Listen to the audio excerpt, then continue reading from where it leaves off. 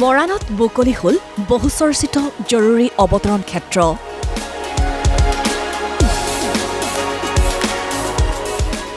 ৩৭ number ৰাষ্ট্ৰীয় ঘাইপথতে প্ৰধানমন্ত্ৰীৰ বিমানৰ অৱতৰণ।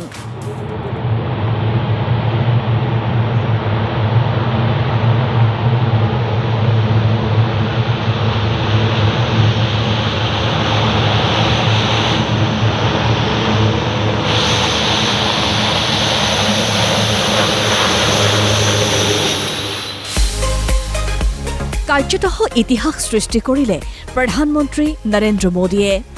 শনিবাৰে ডিব্ৰুগড় জিলাৰ মৰাণত ৩৭ নং ৰাষ্ট্ৰীয় ঘাইপথত নিৰ্মাণ কৰি উলিওৱা বায়ুসেনাৰ জৰুৰী অৱতৰণ ক্ষেত্ৰতে আহি অৱতৰণ কৰিলে প্ৰধানমন্ত্ৰীক লৈ অনা বায়ুসেনাৰ এখন হাৰকিউলিছ বিমানে।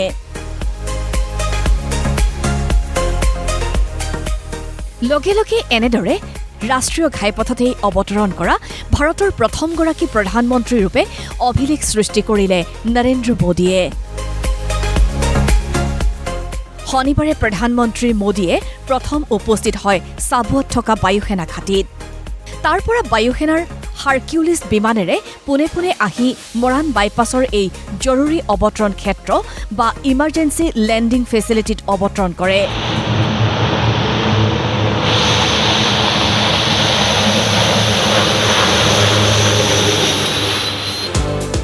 অৱতৰণৰ সময়তে মুখ্যমন্ত্ৰী হিমন্ত বিশ্ব শৰ্মা, কেন্দ্ৰীয় মন্ত্ৰী সৰ্বানন্দ সোণোৱাল আৰু বায়ুসেনা মুৰব্বী এয়াৰ চিফ মাৰ্শ্বেল অমৰিপ্ৰীত সিঙে আদৰণি জনায় প্ৰধানমন্ত্ৰীক। হাৰকিউলিছ বিমানেৰে অৱতৰণ কৰি প্ৰধানমন্ত্ৰী মোদীয়ে এই জৰুৰী অৱতৰণ ক্ষেত্ৰ মুকলি কৰাৰ পিছত উক্ত স্থানতে আয়োজিত এক অনুষ্ঠানত আনুষ্ঠানিক সম্ভাষণ জনোৱা হয় প্ৰধানমন্ত্ৰীক।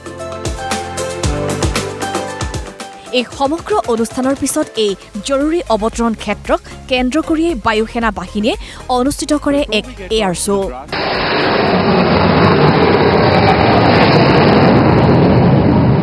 And now call sign Eklavya, piloted by SCON leader Masan. য'ত ৰাফেল, সুখয়, তেজাছ যুঁজাৰু বিমান আৰু বিভিন্ন শ্ৰেণীৰ হেলিকপ্টাৰে অংশগ্ৰহণ কৰে।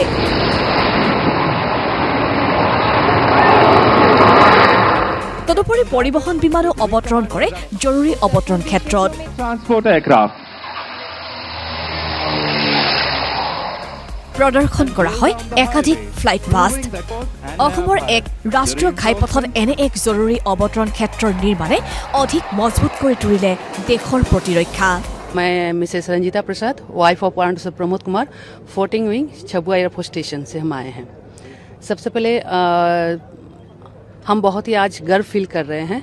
ऐसे तो हम बहुत ही सुरक्षित महसूस कर रहे हैं पिछले जब से नरेंद्र मोदी सरकार आए हैं, बट एक साल से हम आसाम सरकार के यहाँ पर जब आसाम में जब छबुआ में पोस्टिंग आए तो इनका डेवलपमेंट जो हमने देखा है वो सच में काबिल तारीफ है। उसमें से एक बहुत बड़ा एक कह सकते ताज है जो आज का ये इनॉग्रेशन है। तो आज का दिन बहुत ही महत्वपूर्ण दिन है और स्पेशली हमें बहुत ही गर्व है और गर्व की बात है कि आज हमने जो रनवे जो रोड है रनवे टाइप इतने अच्छे बनाए हैं इस गवर्नमेंट ने, मोदी गवर्नमेंट ने, कि हम अपने फाइटर जेट्स को भी इस पर लैंड करने में सक्षम हो पाए हैं।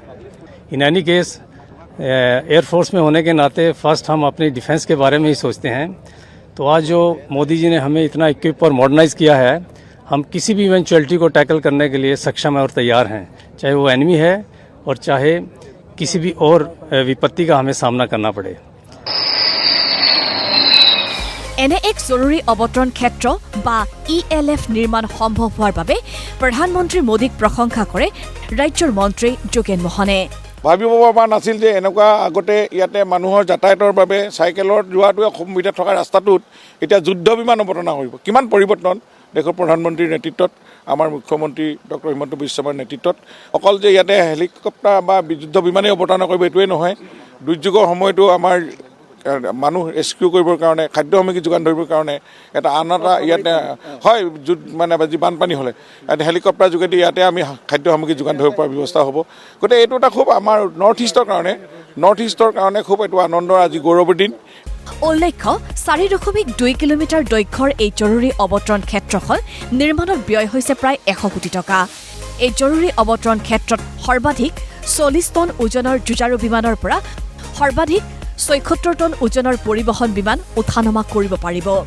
শনিবাৰে মৰাণৰ এই জৰুৰী অৱতৰণ ক্ষেত্ৰ মুকলি কৰাৰ পিছত প্ৰধানমন্ত্ৰী মোদীয়ে ইয়াৰ পৰাই বিমানেৰে পুনে পুনে গুৱাহাটীৰ এক অনুষ্ঠানলৈ বুলি উৰা মাৰে।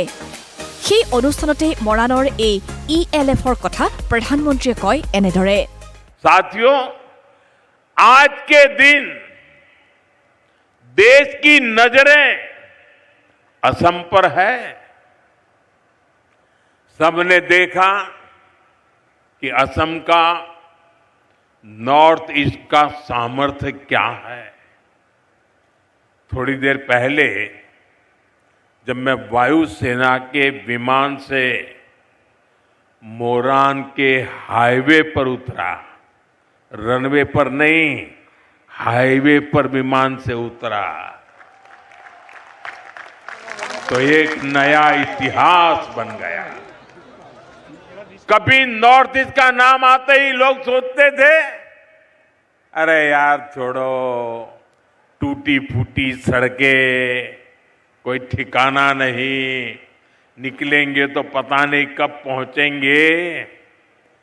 वो भी एक वक्त था, ये भी एक वक्त है।